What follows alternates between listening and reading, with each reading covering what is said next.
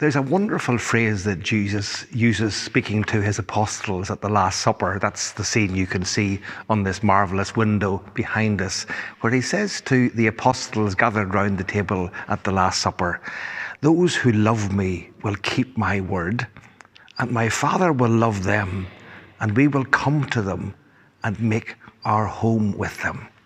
Jesus promises to all those who follow him an intimate union between the person, you, me, and God, and Jesus.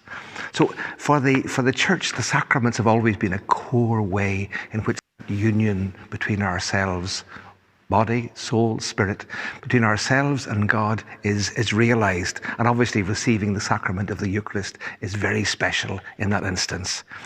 However, the Church has always encouraged the possibility of a spiritual communion, which can happen when someone, for whatever reason, is deprived or unable to receive the Eucharist, unable to be at Mass. They can make what we call a spiritual communion in union with Jesus. So you're asking him to come into you, as well as can be done in the circumstances, to be in union with you.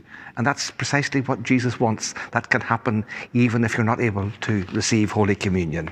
Now, there's no official format for making a spiritual communion, because it's you in your heart seeking union, communion with Jesus through his presence among us. But there's a simple formula here that I'll read out. You may wish to use it as one way of praying when you're perhaps following Mass on the webcam, or simply desiring to receive Jesus and unable to access the Eucharist. I'll say the simple prayer, and you may wish to use it yourself.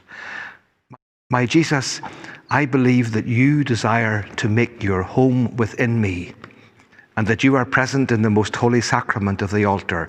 I love you above all things, and I desire to receive you into my soul. Since I cannot at this moment receive you sacramentally, come spiritually into my heart. I embrace your love as if you were already here. I unite myself wholly to you. Never permit me to be separated from you. Amen.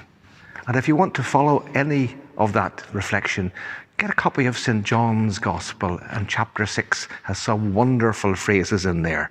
So in the body of Christ, the Church, let us continue to be united and to pray in union with one another.